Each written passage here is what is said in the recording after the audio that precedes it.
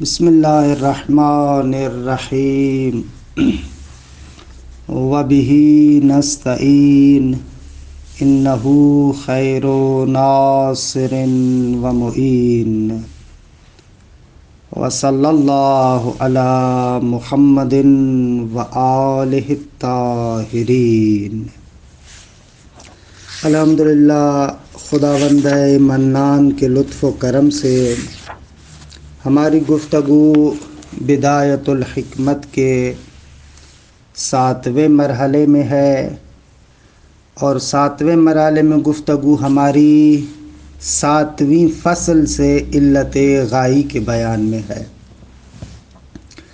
7ویں فصل میں عرض ہوا کہ جتنے بھی فاعل ہیں، جس طریقے سے ان کے لیے علت فاعلی ہے، اسی طریقے سے ان کے لیے علت غائی بھی ہے۔ یعنی جتنے بھی معالیل ہیں، معلول ہیں، ان تمام معالیل کے اندر آپ دیکھیں جیسے ان کے لیے علت فاعلی کا ہونا ضروری ہے، اسی طریقے سے علت غائی کا ہونا بھی ضروری ہے۔ تفصیل سے گزشتہ دو جلسوں میں عرض کیا۔ 8ویں فصل کے اندر غایت اور علت غائی کے بارے میں جو کچھ شبہات اور اعتراضات اٹھائے جاتے ہیں، مرحوم علامہ اس فصل میں چاہتے ہیں ان شبہات اور اعتراضات کے جوابات دیں۔ اچھا، سب سے پہلا اعتراض جو علت غائی کے بارے میں ہے وہ خود فاعل غیر علمی کے بیان میں ہے۔ بہت سارے لوگ کہتے ہیں کہ بابا دیکھیں کچھ فاعل ایسے ہیں جو فاعل علمی ہے، یعنی اپنے ارادے، علم اور شعور کے تحت فعل کو انجام دیتے ہیں، مثلا جیسے انسان۔ لیکن بہت سارے فاعل ایسے ہیں کہ جو فعل اپنے علم، ارادے اور شعور کے تحت انجام نہیں دیتے، بلکہ طبعی طریقے سے ان کے افعال ہیں جو ان سے صادر ہوتے ہیں۔ مثال جیسے آتش، آگ۔ خب اب آپ آگ کو دیکھیں، اس کا جو فعل ہے، اب ایسے تو نہیں ہے کہ وہ اس علم، ارادے اور شعور کی بنا پر ہو، نہ، آگ کی طبیعت کا کام ہے جلانا۔ تو اب اس قسم کے فاعل کہ جن کو اصلاً اپنے فعل کا نہ شعور ہے نہ علم ہے، تو خوب وہاں پر آپ علت غائی کیسے تصور کرتے ہیں؟ وہاں پر تو علت غائی کا اصلاً تصور ہی نہیں ہے، کیونکہ اس بیچارے فاعل کو تو اصلاً اپنے فعل کا علم ہی نہیں ہے، تو یہاں پر علت غائی کو آپ کیسے تصور کریں گے؟ یہ پہلا اعتراض، کہ تقریباً اس اعتراض کا جواب ہم گزشتہ فصل میں دے چکے ہیں۔ درست ہے کہ فاعل غیر علمی میں علم نہیں ہے، یعنی اس کا فعل اس علم کی بنا پر نہیں ہے کہ جو علم اس کے فعل میں دخالت رکھتا ہو، درست ہے، اس کو مان لیا۔ لیکن ہم نے کہا کہ بابا غایت کے دو معنی ہیں۔ ایک غایت کا معنی ہے ما لاجلہ الفعل، کہ جس کی وجہ سے فاعل فعل کو انجام دیتا ہے، اور دوسرا معنی ہے غایت کا ما ینتہی الیہ الحرکہ، جس کی طرف فاعل منتہی ہوتا ہے۔ یہاں پر فاعل غیر علمی میں اگرچہ غایت اس معنی میں کہ ما لاجلہ الحرکت ہو، اس معنی میں غایت نہیں ہے، لیکن اس کا معنی یہ نہیں ہے کہ مطلقاً غایت نہیں ہے۔ ما ینتہی الیہ الحرکہ، جس نقطے کی طرف وہ فاعل منتہی ہوتا ہے وہ اس کی غایت ہے۔ لہٰذا یہاں پر جو آپ خلط کر رہے ہیں فاعل علمی اور غیر علمی میں، کہ غایت کا آپ ایک طرح کا معنی تصور کر رہے ہیں،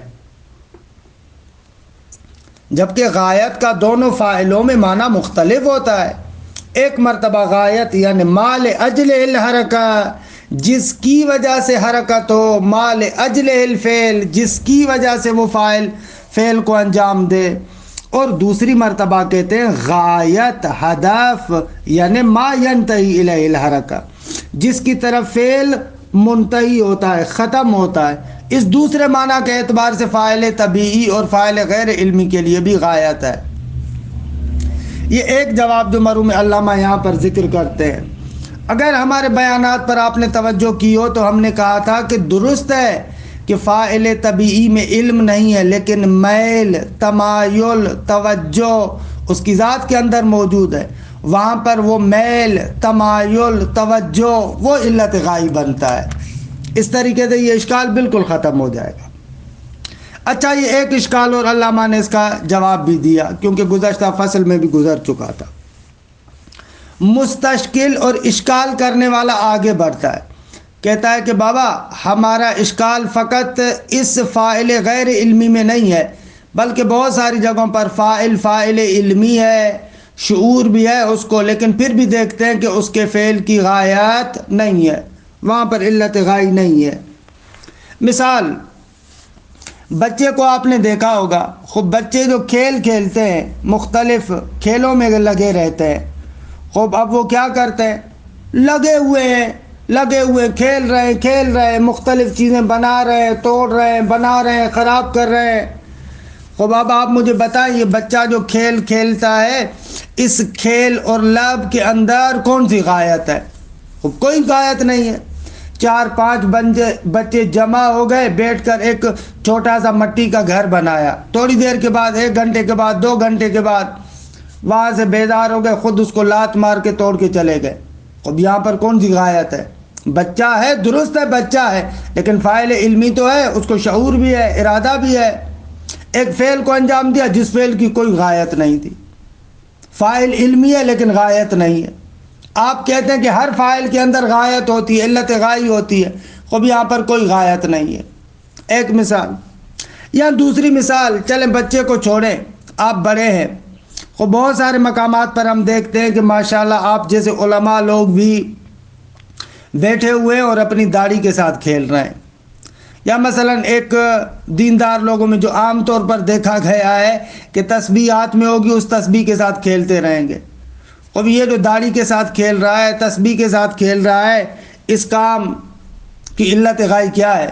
کوئی علت غائی نہیں ہے، ایسے ہی بس بیٹھا ہوا ہے، فضول میں داڑھی کو لگا ہوا ہے، کوئی مونچھوں کو لگا ہوا ہے، کوئی ہاتھ کو لگا ہوا ہے، کوئی پاؤں کو لگا ہوا ہے، کوئی سر کو لگا ہوا ہے، کوئی ناک کو لگا ہوا ہے۔ خوب یہ کیا ہے؟ ان کی کیا غایت ہے؟ کوئی غایت نہیں ہے۔ یا مثلا ایک اور مثال دیکھ لیں، کبھی کبھار آپ دیکھتے ہیں ایک بندہ بیمار ہو جاتا ہے، خوب لیٹا ہوا ہے، خوب جب لیٹا ہوا ہے تو آپ دیکھتے ہیں ایک پہلو سے دوسرے پہلو، دوسرے پہلو سے پہلے پہلو پر، ایک سے دوسرے، ایک سے دوسرے، یہ جو پہلو تبدیل کرتا رہتا ہے، اس کی غایت کیا ہے؟ کوئی غایت نہیں ہے۔ یا مثلا بہت سارے فاعل آپ اس دنیا کے اندر دیکھتے ہیں، اصلا وہ اپنے ہدف تک پہنچتے ہی نہیں ہیں، اپنے ہدف سے پہلے ہی کیا ہوتا ہے؟ ختم ہو جاتے ہیں۔ بلکہ آپ کے ساتھ بھی بہت مرتبہ ایسے ہوتا ہے، آپ گھر سے نکلے کہ فلاں کام کرنے جا رہا ہوں، خوب راستے سے واپس آ گئے ہی نہیں ادھر۔ اگر آپ مثلا فرض کریں کسی اسکول کے اندر ٹیچر ہیں، جا رہے ہیں، آج میں نے اسکول کے اندر پڑھانا ہے، جیسے ہی گھر سے نکلے اسکول پہنچے وہاں پر بیٹھ گئے، خوب آپ کے فعل کی کوئی غایت ہی نہیں ہے۔ یا اسی طریقے سے عالم طبیعت میں بھی بہت سارے آپ کو ایسے فاعل ملیں گے جو بیچارے اپنے اہداف تک، جو اپنے مقصد تک نہیں پہنچتے۔ اب آپ کیسے کہہ رہے ہیں کہ کائنات کے اندر جو بھی فعل رونما ہوتا ہے اس کی غایت ہوتی ہے، اور جو بھی فاعل جس فعل کو انجام دیتا ہے اس کی حتماً علت غائی ہوگی؟ خوب اتنی تمام مثالوں کا آپ کیسے حل کریں گے؟ مرحوم علامہ جواب دیتے ہیں، کہتے ہیں کہ چلیں بھئی ہم شروعات کرتے ہیں آپ کی آخری مثال سے۔ آپ کہتے ہیں کہ کائنات کے اندر بہت سارے ایسے فاعل ہیں یا ایسے فعل ہیں جو اپنی غایت تک نہیں پہنچتے، اب اس کو ہم بھی قبول کرتے ہیں۔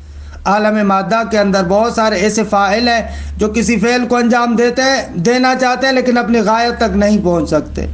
ایسے ہوتا ہے، ہم نے مانا ہے، گزشتہ جلسے میں کہا کہ شر اقلی ہے، کسر اقلی ہے، اس کا ہم انکار نہیں کرتے، لیکن آپ دقت کریں، 2 چیزوں میں خلط کر رہے ہیں آپ۔ ایک ہے ایک فاعل کا غایت تک نہ پہنچنا، دوسری بات ہے غایت کا نہ ہونا، ان دونوں میں فرق ہے۔ بھائی آپ گھر سے نکلے تاکہ میں فلاں کام کرنے جاؤں، آپ کی غایت ہے، علت غائی ہے، لیکن حالانکہ کسی معنی کی وجہ سے آپ اس غایت تک نہیں پہنچ پا رہے، اب یہ دوسری چیز ہے، دو چیزوں میں خلط کیوں کر رہے ہیں، دو چیزوں کو آپس میں کیوں ملا رہے ہیں؟ ایک مرتبہ ہے کہ غایت کا نہ ہونا، دوسری مرتبہ ہے غایت تک نہ پہنچنا، ان دونوں میں فرق ہے۔ ہم نے مان لیا کہ عالم مادہ کے اندر بعض فواعل تزاحم کی وجہ سے اپنی غایت تک نہیں پہنچتے، لیکن اس کا معنی یہ نہیں ہے کہ ان کی غایت نہیں ہے، اب غایت ان کی بھی ہے۔ بس یہ جو آپ نے آخری مثال دی ہے کہ جس کو فعل باطل بھی کہتے ہیں، کہ بعض موارد میں ہم دیکھتے ہیں کہ فاعل اپنی غایت تک نہیں پہنچتا اور اس فعل کو اصطلاحاً فعل باطل کہتے ہیں، اصطلاح ہے یہ فعل باطل، وگرنہ جو آپ کہتے ہیں نا حق اور باطل وہ ایک علیحدہ چیز ہے۔ یہاں پر جو ہم کہتے ہیں فعل باطل یعنی وہ فعل کہ جو اپنی غایت تک نہ پہنچے، یہ اصطلاح ہے فلسفی۔ فعل باطل میں بھی غایت ہوتی ہے لیکن فاعل اپنی غایت تک نہیں پہنچتا۔ خب یہ آخری مثال۔ بقایا جو آپ نے 3 مثالیں دی ہیں ان کے لیے ہم ایک چھوٹا سا مقدمہ ذکر کرتے ہیں، اس مقدمے کے بعد انشاءاللہ ہم آپ کو عرض کریں گے کہ ان کا جواب کیا ہے۔ اچھا، مقدمہ یہ ہے، اس مقدمے پر توجہ کریں۔ جتنے بھی افعال ہیں، مثلا جیسے انسان ہے، انسان فاعل مختار ہے نا، اس کے افعال اختیاری ہوتے ہیں۔ خب یہ جو اپنے افعال اختیاری کو انجام دیتا ہے، اس کے فعل اختیاری کے کچھ مبادی اور مقدمات ہیں۔ جب تک وہ مبادی اور مقدمات نہیں ہوں گے فعل اختیاری رونما نہیں ہوگا۔ نیچے سے ہم شروع کرتے ہیں۔ پہلا مبدا جو اس فعل کا مبدا قریب کہلاتا ہے وہ ہے قوہ عاملہ۔ مثلا جو بھی آپ کام کر رہے ہیں، مثلا وہ جو آپ کے اعضاء کے اندر قوت اور طاقت موجود ہے، آپ اس کو حرکت میں لے کر آتے ہیں۔ مثال میں جو بول رہا ہوں آپ کے سامنے، تو یہ میری زبان کے اندر طاقت ہے، میرے منہ کے اندر طاقت ہے، پروردگار عالم نے یہ طاقت رکھی ہے، میں اس کو حرکت میں لے کر آتا ہوں، اپنی سانس کو سینے سے نکالتا ہوں، اس سانس کو منہ میں لے کر آتا ہوں، اپنے منہ کی فضا میں مختلف جگہوں پر اس سانس کو ٹکراتا ہوں، اور مختلف آوازیں اور مختلف الفاظ اور مختلف جملات اور مختلف باتیں آپ کی طرف آتی ہیں۔ خب پس فعل کا مبدأ قریب وہ قوہ عاملہ ہے، وہ جو اعضاء کے اندر قوت ساری ہے اور ان اعضاء کو آپ حرکت میں لے کر آتے ہیں، ان اعضاء کی حرکت کے ذریعے سے وہ فعل رونما ہوتا ہے۔ یہ ہو جائے گا اس فعل کا مبدأ قریب۔ اچھا، ایک مبدأ متوسط ہے، وہ یہ ہے کہ فاعل اختیاری جیسے انسان ہے نا، جب تک شوق پیدا نہ کرے تب تک اس فعل کو انجام نہیں دیتا۔ یہ انسان میں ایسے ہے، یہ مبدأ متوسط ہے، یعنی جب بھی آپ کسی فعل کو انجام دیتے ہیں اس فعل کا آپ کے اندر شوق پیدا ہوتا ہے، پھر آپ ارادہ کرتے ہیں، اس شوق اور ارادے کی بنا پر آپ اس فعل کو کیا کرتے ہیں، انجام دیتے ہیں۔ یہ ہو گیا مبدأ متوسط۔ آخری مبدأ یا مبدأ بعید جس کو کہیں وہ ہے علم۔ افعال اختیاری میں جب بھی انسان فعل کو انجام دیتا ہے نا، تو وہ کیا کرتا ہے، اس فعل کو پہلے تصور کرتا ہے پھر اس کی تصدیق کرتا ہے۔ یعنی انسان اور انسان جیسا جو بھی فاعل مختار ہے اپنے افعال کو اختیار کے ساتھ انجام دیتا ہے، اس کے اندر یہ ہے کہ وہ کیا کرتا ہے، پہلے فعل کو تصور کرتا ہے، پھر اس تصور کے بعد اس کی تصدیق کرتا ہے، تصدیق کرنے کے بعد اس کے اندر شوق پیدا ہوتا ہے، شوق کے بعد ارادہ پیدا ہوتا ہے، ارادے کے بعد اپنے عضلات کو حرکت دیتا ہے۔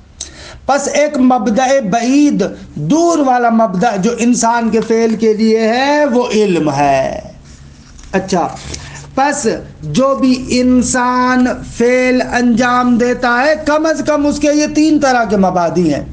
ایک مبدأ قریب، وہ جو عضلات کو حرکت دینا ہے، ایک مبدأ متوسط کہ شوق اور ارادہ اس میں آ جاتا ہے، اور ایک ہے مبدأ بعید کہ جس کو آپ علم کہتے ہیں۔ اچھا، اب ہوتا کیا ہے، یہ جو اشکال کرنے والا بیچارہ ہے، اس اشکال کرنے والے نے ان مبادی کی غایات کو ایک دوسرے کے ساتھ خلط کیا ہوا ہے، لہذا یہ اعتراضات کر رہا ہے۔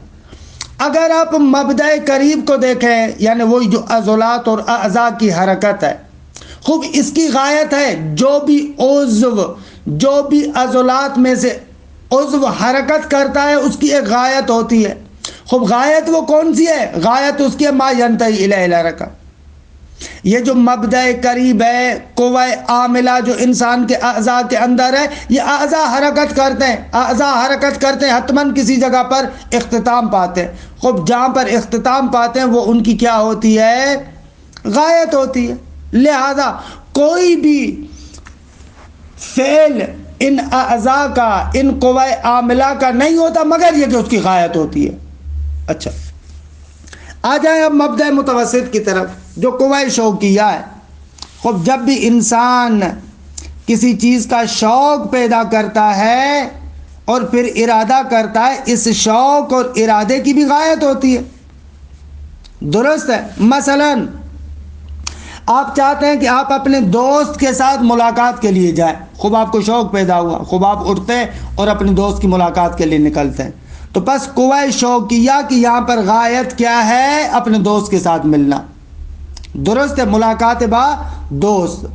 اسی جگہ پر اگر قوہ عاملہ کی غایت کو دیکھیں، وہ کیا ہے؟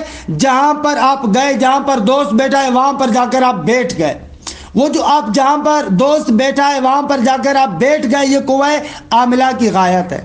اما قوہ شوقیہ کی غایت کیا ہے؟ دوست سے ملاقات، دقت کریں، درست ہے؟ اچھا، آ جائیں اب جو مبدأ بعید ہے، قوہ علمیہ۔ خوب یہ جو قوہ علمیہ ہے اس کی غایات مختلف طریقوں سے ہوتی ہے۔ کبھی کبھار واقعاً ایک فاعل کہ جو ایک فعل کو تصور کرتا ہے، اس کا جو مبدأ اور غایت ہے وہ غایت فکری ہے، عقلی ہے۔ واقعاً انسان فعل اختیاری کو انجام دیتا ہے اور واقعاً اس کی مقام علم میں جو غایت ہے وہ غایت فکری اور عقلی ہے۔ بعض جگہوں پر ایسے ہوتا ہے، مثلاً آپ گھر سے نکلتے ہیں، دکان سے جا کر کوئی چیز خرید کے لے کر آئے، خوب آپ گھر سے گئے اور دکان سے چیز خرید کر لے کر آئے، خوب یہاں پر آپ کی جو غایت ہے اس فعل کی غایت فکری ہے، واقعاً ایک کام ہے جو ضرورت ہے، آپ اس کو پورا کرنے کے لیے گئے۔ یا مثلاً اگر آپ نماز پڑھنا چاہتے ہیں تاکہ قرب الہی اختیار کریں، خوب یہاں پر آپ کے فعل کی غایت فکری ہے، اس میں کوئی شک نہیں۔ لیکن کبھی کبھار کیا ہوتا ہے، یہ جو مبدأ بعید ہے نا، یعنی علم، وہاں پر اصلاً غایت فکری اور عقلی نہیں ہوتی، بلکہ وہاں پر غایت تخیلی ہوتی ہے، خیالی ہوتی ہے۔ ایسے بھی ہوتا ہے، واقعاً ایسے بھی ہوتا ہے۔ جیسے مثلا آپ نے بچے کی مثال دی، خوب بچہ جو کھیل رہا ہے وہاں پر اس کی غایت ہے، منتہا وہ غایت خیالی ہے، تخیلی ہے۔ خیال کرتا ہے کہ اگر میں اس طریقے سے گھر بناؤں گا، یہ کروں گا، وہ کروں گا، وہ کروں گا، یہ میرے لیے اچھا ہے، میں سب پر مباحثات کروں گا، میں نے اتنا اچھا گھر بنا، یہ جتنی بھی غایت خیالیہ ہے، تخیلی ہے۔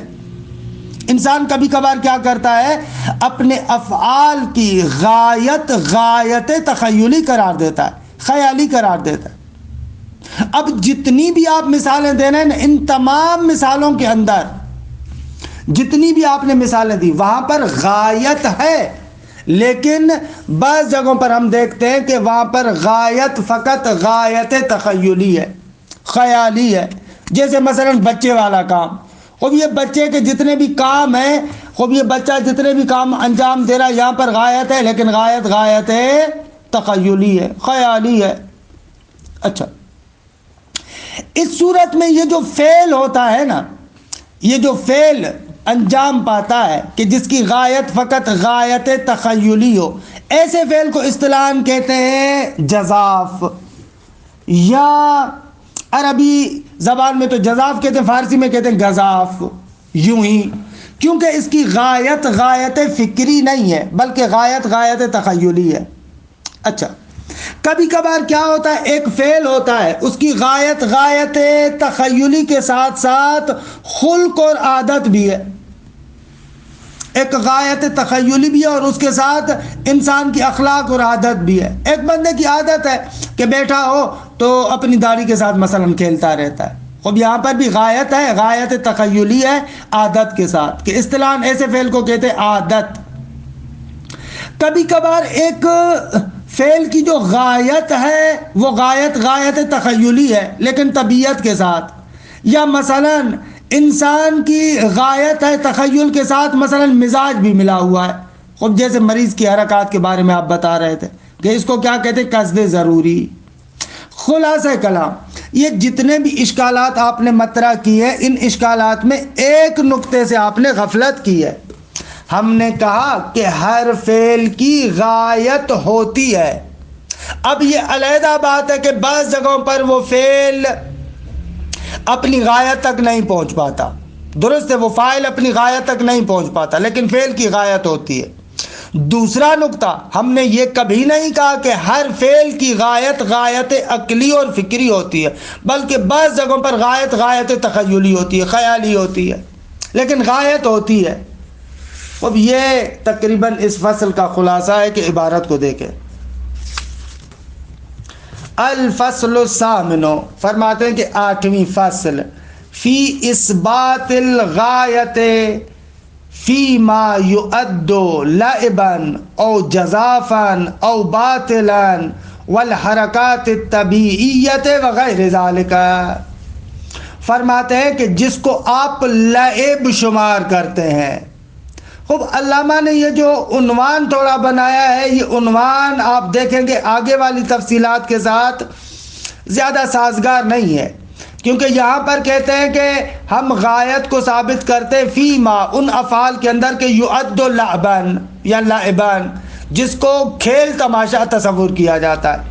حالانکہ تفصیلات میں لعب کو ذکر ہی نہیں کریں گے. لعب کی جگہ پر فعل جزاف کہیں گے یا فعل عادت کہیں گے.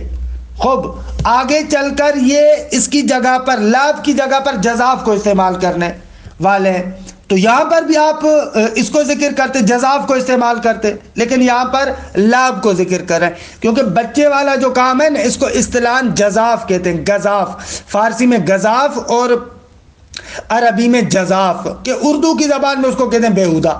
درست ہے، لیکن یہاں پر علامہ نے ایسے ذکر کیا فی اثبات الغایت فی ما یعد لعبان. آغا ان افعال کی غایت کے اس بات میں کہ جن کو لعب شمار کرتے ہیں، یا دوسرے لفظوں میں جس کو جزاف یا گزاف شمار کرتے ہیں. درست ہے.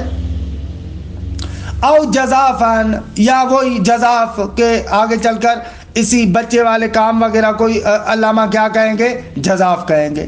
جزاف اسی فارسی لفظ گزاف سے لیا ہوا، گزاف یعنی بیہودہ. او باطلان، یا مثلا فعل باطل ہوتا ہے اپنی غایت تک نہیں پہنچتا. والحرکات طبیعیہ، یا مثلا حرکات طبیعیہ کہ اس کو قصد ضروری کا نام دیں گے. وغیر ذالک، وغیر ذالک یعنی وہی فعل باطل.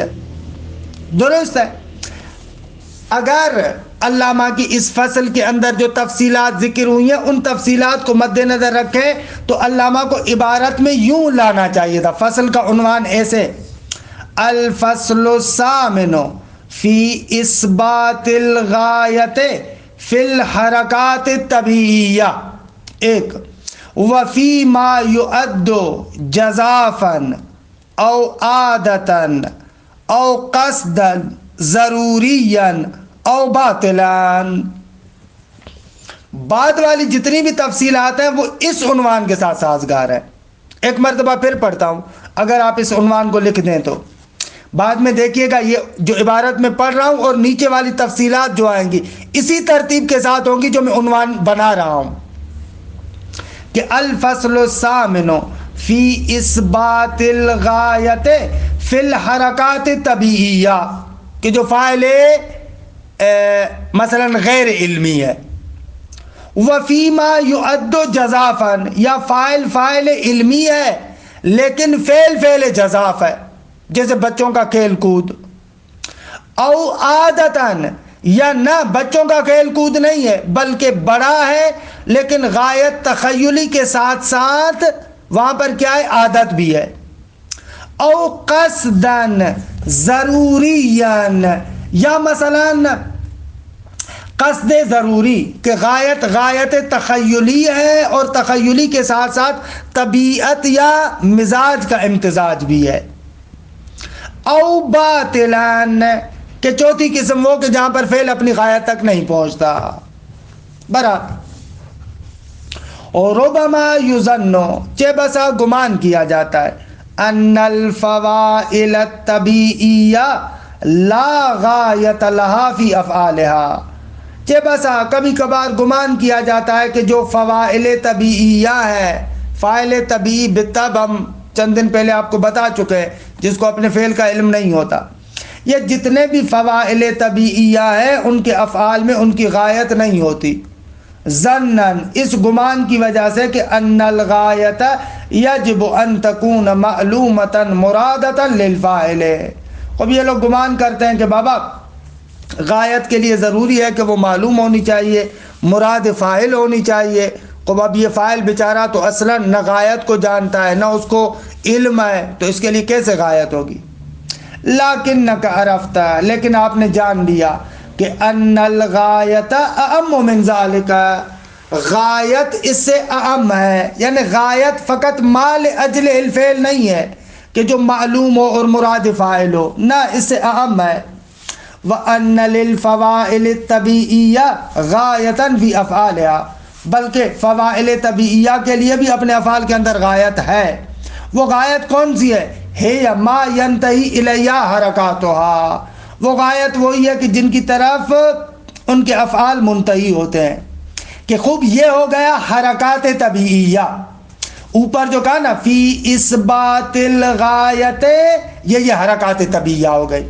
لہذا ہم نے جو عنوان بنایا اس میں کیا کہا؟ پہلے مرحلے میں الفصل الثامن فی اثبات الغایت فی الحرکات الطبیعیہ، فوائل طبیعیہ کی جو حرکات ہے خوب ان کے لیے بھی کیا ہے؟ غایت ہے۔ پہلا مرحلہ یہ ہو گیا۔ اچھا، وَرُبَمَا يُظَنُّ، چہ بسا اب اشکال کو آگے لے کر جاتے، بابا فقط فاعل غیر علمی کی بات نہیں کر رہے بلکہ ان کثیرا من الافعال الاختیاریۃ لا غایۃ لها، بہت سارے افعال اختیاریہ ایسے ہوتے ہیں کہ جن کی کوئی غایت نہیں ہے، یعنی فاعل علمی ہے، فاعل ارادہ بھی رکھتا ہے لیکن وہاں پر پھر بھی دیکھتے غایت نہیں ہے۔ مثلا کملائب الصبیان بحرکات لا غایۃ لهم فیها، جیسے بچوں کا کھیل کود کہ بہت ساری حرکتیں کرتے ہیں، بہت سارے کام کرتے ہیں کہ خوب لا غایۃ لهم فیها، کہ ان کے اندر کوئی ان کی غایت نہیں ہوتی۔ ایک وَكَاللَّعْبِ بِاللَّحْيَا، خوب دوسری مثال بچوں کو چھوڑے، اصلا داڑھی کے ساتھ کھیلنا۔ چوتھی مثال وَكَالتَّنَفُّسِ، جیسے سانس لینا، خوب سانس بھی لے رہا ہوں میں، خوب اضطرار ہے، سانس لے رہا ہوں لیکن اس کی غایت کیا ہے؟ وَكَانْتِقَالِ الْمَرِيضِ النَّائِمِ مِنْ جَانِبٍ إِلَى جَانِبٍ، نائم سے مراد سویا ہوا نہیں، نائم سے مراد یعنی لیٹا ہوا، یہ مراد ہے۔ جیسے وہ مریض جو لیٹا ہوا ایک طرف سے، ایک پالو سے دوسرے پالو کی طرف منتقل ہوتا ہے۔ وَكَوُقُوفِ الْمُتَحَرِّكِ إِلَى غَایَةٍ عَنْ غَایَتِهِ، خوب اگلی مثال یہ کہ جس طریقے سے وہ متحرک کے جو اپنی غایت کی طرف تحرک کر رہا تھا غایت سے پہلے بیچارہ رک جاتا ہے، یعنی غایت تک پہنچتا ہی نہیں ہے۔ كَوُقُوفِ الْمُتَحَرِّكِ إِلَى غَایَةٍ، جو متحرک الی غایت ہے اس کا رکنا ان غایت ہی، اپنی غایت سے۔ بے عروض مانع، کسی معنی کے عارض ہونے کی وجہ سے، کہ یمنعہ عن ذالک، جو معنی اس کو اس غایت سے روک رہا ہے۔ الی غیر ذالک من الامثلہ، اس کے علاوہ بھی اور بہت ساری مثالیں ہم آپ کو دے سکتے ہیں۔ درست ہے؟ اگر دقت کریں جو پہلی مثال دی یہاں پر ملائب صبیان، یہ فعل جزاف ہے یا گزاف ہے، اور دوسری مثال جو لعب باللحیہ ہے یہ مثال کیا ہے؟ عادت کے لیے ہے، اور تیسری اور چوتھی مثال یعنی تنفس اور انتقال مریض، یہ تیسری اور چوتھی مثال قصد ضروری کے لیے، اور پانچویں مثال کا وقوف المتحرک الی غایۃ عن غایتہ، یہ فعل باطل کے لیے مثال ہے۔ درست ہے؟ علامہ جواب دیتے ہیں والحق کو، لیکن حق کے مطلب اس طریقے سے ہے، کیسے؟ یوں ان شیئا من هذه الافاعیل لا یخلو عن غایت، آغا یہ جتنے بھی آپ افعال اور فعلوں کی مثال دی ہے ان افعال میں سے کوئی بھی فعل غایت سے خالی نہیں ہے، ہر جگہ پر غایت ہے۔ درست ہے؟ اس کے لیے مقدمہ توضیح ذالک، اس کی وضاحت یوں ہے ان فی الافعال الارادیہ، خوب انسان کے جو افعال ارادیہ اور اختیاریہ ہے ان افعال ارادیہ میں مبدأً قریباً للفعل، ایک مبدأ قریب ہے یعنی جو فعل کے بالکل قریب ہے. وہ کون سا مبدأ ہے؟ هو القوۃ العاملۃ المنبثۃ فی العضلات، وہ قوہ عاملہ ہے جو پھیلی ہوئی ہے، منبثہ یعنی پھیلی ہوئی ہے، پکش ہے فی العضلات انسان کے ماہیچے اور اعضاء کے اندر. ومبدأً متوسطاً، یہ عطف ہے مبدأً قریباً پر یعنی ان فی الافعال الارادیۃ مبدأً قریباً ومبدأً متوسطاً قبلہ، ان قوہ عاملہ سے پہلے ایک مبدأ متوسط ہے، درمیانہ مبدأ ہے. وہ کیا ہے؟ وَهُوَ الشوق المستتبع للارادۃ والاجماع، وہ شوق ہے جو اپنے پیچھے ارادے اور اجماع کو لاتا ہے. اجماع یعنی وہی تصمیم گیری، یوں کرنا ہے، یہ اس کو کہتے ہیں عزم. عزم آسان لفظوں میں عزم کا ہے. وَمَبْدَأً بَعِيدًا قَبْلَهُ، یعنی یہ بھی اسی پر عطف ہو رہا ہے. أَنَّ فِي الْأَفْعَالِ الْإِرَادِيَّةِ مَبْدَأً قَرِيبًا، ایک، وَمَبْدَأً مُتَوَسِّطًا قَبْلَهُ، دو، وَمَبْدَأً بَعِيدًا قَبْلَهُ، اور ایک اور مبدأ بعید ہے جو اس مبدأ متوسط سے بھی پہلے ہے. وہ کیا ہے؟ هو العلم، وہ علم ہے. وَهُوَ تَصَوُّرُ الْفِعْلِ عَلَى وَجْهٍ جُزْئِيٍّ، آپ کیا کرتے ہیں؟ اس فعل کو بناوے جزئی تصور کرتے ہیں کہ یہ فعل میں نے انجام دینا ہے، ایسے ایسے.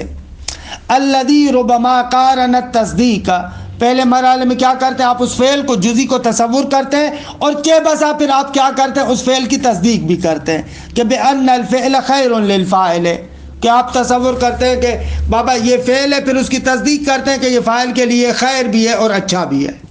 درست. پس جو فعل اختیاری ہے اس کے تین طرح کے مبدأ ہیں. ایک مبدأ قریب کہ جو قوہ عاملہ ہے، ایک مبدأ متوسط کہ جو قوہ شوقیہ اپنے پیچھے ارادہ لانے والی، اور ایک مبدأ بعید کہ جو علم ہے کہ جس میں تصور اور تصدیق دونوں آ جاتے ہیں. وَلِكُلٍّ مِّنْ هَٰذِهِ الْمَبَادِئِ الثَّلَاثَةِ غَایَةٌ، فرماتے ہیں یہ جو تینوں مبادی ہیں یعنی قوہ علمیہ، قوہ شوقیہ، قوہ عاملہ، ان میں سے ہر ایک کے لیے کیا ہے؟ مبادی ہے، ان کے لیے غایت ہے. وَلِكُلٍّ مِّنْ هَٰذِهِ الْمَبَادِئِ وَلِكُلٍّ مِّنْ هَٰذِهِ الْمَبَادِئِ الثَّلَاثَةِ غَایَةٌ، ان تینوں مبادی میں سے ہر ایک کے لیے غایت ہے.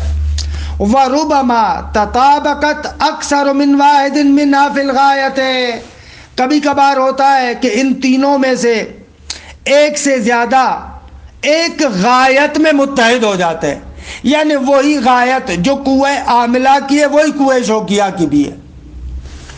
درست ہے. وَرُبَمَا لَمْ يَتَطَابَقْ، لیکن کبھی کبھار ایسے ہوتا ہے کہ نہ غایات میں تطابق نہیں ہوتا. قوہ عاملہ کی ایک غایت ہے، ایک غایت ہے، جبکہ قوہ شوقیہ اور قوہ عالمہ کی علمیہ کی علیحدہ غایت ہے. درست ہے. مثلا آپ جو گھر سے نکلتے ہیں حرم کی زیارت کے لیے، قوہ عاملہ کی غایت اس حرم میں پہنچنا، خوب قوہ شوقیہ اور قوہ عالمہ کی غایت یہ ہے کہ آپ حرم حضرت معصومہ کی زیارت پڑھیں. یا مثلا آپ دوست کے ساتھ ملنے جا رہے ہیں، قوہ عاملہ کی غایت یہ ہے کہ آپ دوست کے پالو میں بیٹھیں، یہ.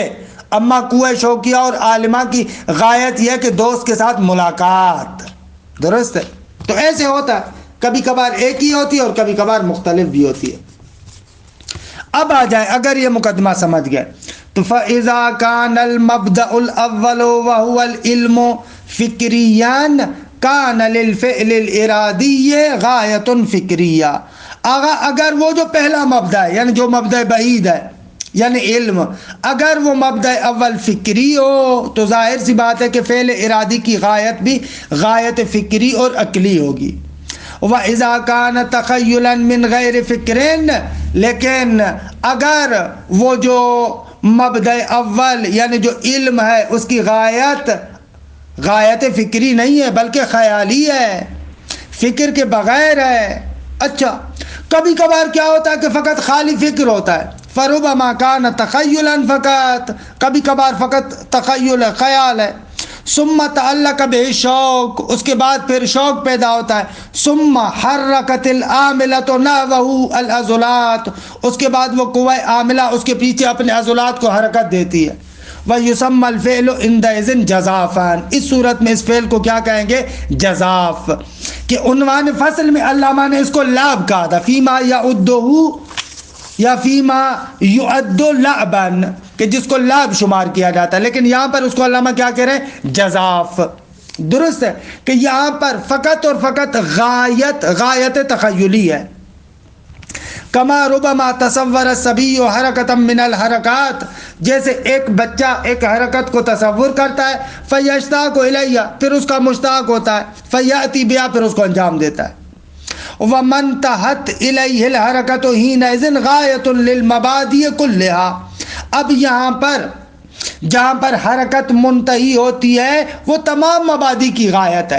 یعنی قوہ عاملہ کی غایت بھی یہی ہے، قوہ شوقیہ کی غایت بھی یہی ہے، قوہ عالمہ علمیہ جو تخیل تھا اس کی غایت بھی یہی تھی کہ بچہ اصلاً چاہتا ہے کہ یہ اس طریقے سے بنے، اس کے علاوہ اور اس کی کوئی غایت ہی نہیں ہے. خوب غایت ہے، لیکن یہاں پر غایت وہی ما ینتہی الیہ حرکہ کے معنی میں وہ والی غایت ہے یہاں پر. وَرُبَمَا كَانَ تَخَيُّلًا مَعَ خُلْقٍ وَعَادَةٍ، لیکن کبھی کبھار وہ جو مبدأ اول ہے علمی، وہ کیا ہے؟ تخیل ہے، لیکن خلق، اخلاق اور عادت اس کے ساتھ ملا ہوا. خلق یعنی وہی جو ملکہ اس کے اندر باطن میں بنا ہوا ہے. درست ہے، تخیل کے ساتھ خلق اور عادت بھی ہے. کل عبث باللہ، جیسے داڑھی کے ساتھ کھیلنا، وَيُسَمَّى عَادَةً، اس کو کیا کہتے ہیں؟ عادت کہتے ہیں. درست ہے کہ اس عادت کو مرحوم علامہ نے اصلاً عنوان میں ذکر نہیں کیا، وہ غیر ذالک میں آ گیا. وَرُبَمَا كَانَ تَخَيُّلًا مَعَ طَبِيَّةٍ كَالتَّنَفُّسِ، کبھی کبھار تخیل طبیعت کے ساتھ ہے. اب طبیعت انسان اس طریقے سے جیسے تنفس، او تخیلا مع مزاج، یا تخیل مزاج کے ساتھ ہے. خود مزاج کے بارے میں گفتگو کر چکا ہوں تفصیل کے ساتھ چھٹے مرحلے میں، کہ مزاج ان عناصر اربعہ کے ملنے کی وجہ سے جو ان کے اندر مختلف کیفیات ہیں حد اعتدال پر پہنچے، تو اس حد اعتدال سے جو کیفیت بنتی ہے اس کو مزاج کہتے ہیں، کہ تفصیلات چھٹے مرحلے میں عرض کر چکا ہوں. کہ حرکات المریض، جیسے مریض کی حرکات ہے مثلا، وَيُسَمَّى قَصْدًا ضروریًا، اس کو قصد ضروری کہتے ہیں. درست. وَفِي كُلٍّ مِّنْ هَذِهِ الْأَفْعَالِ لِمَبَادِيهَا غَایَاتُهَا، ان تمام افعال میں ان کے مبادی کے لیے غایات ہیں. وَقَدْ تَطَابَقَتْ فِي أَنَّهَا مَنْتَهَتْ إِلَيْهِ الْحَرَكَةُ، درست ہے کہ وہ چہ بسا وہ سارے مبادی کی جو غایات ہیں اس غایت کے دوسرے معنی میں آپس میں تطابق کرتی ہے، یعنی ما ینتہی الیہ الحرکہ. وَأَمَّا الْغَایَةُ الْفِکْرِیَّةُ فَلَيْسَ لَهَا مَبْدَأٌ فِکْرِیٌّ حَتَّى تَكُونَ لَهُ غَایَةٌ. اگر غایت فکری، خب غایت فکری کا اصلاً مبدأ نہیں ہے، کیونکہ مبدأ کوئی فکر اور تعقل تو نہیں تھا.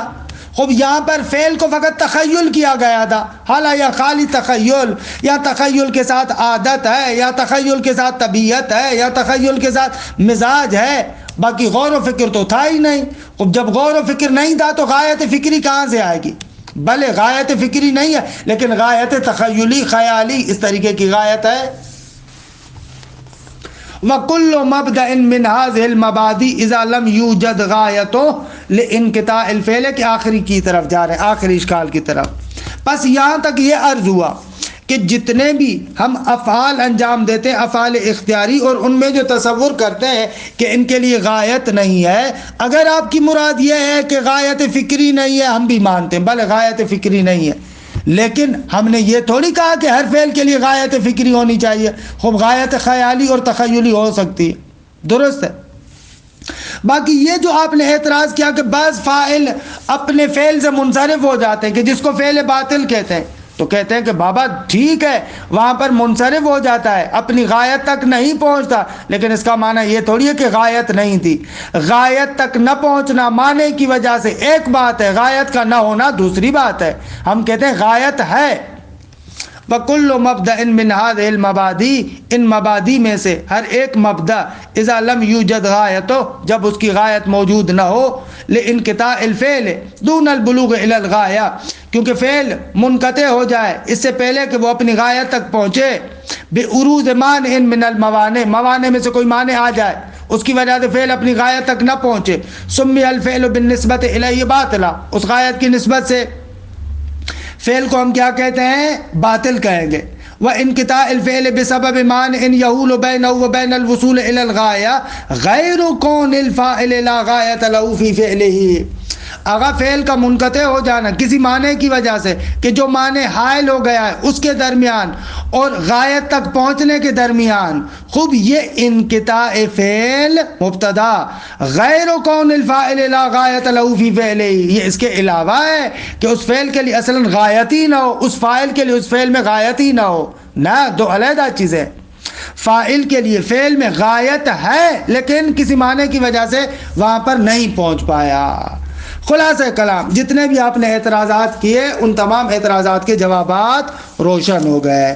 پس ہر فاعل کے فعل کی غایت ہوتی ہے، حالا فرق نہ بھی کنے، چاہے غایت عقلی ہو یا غایت تخیلی ہو۔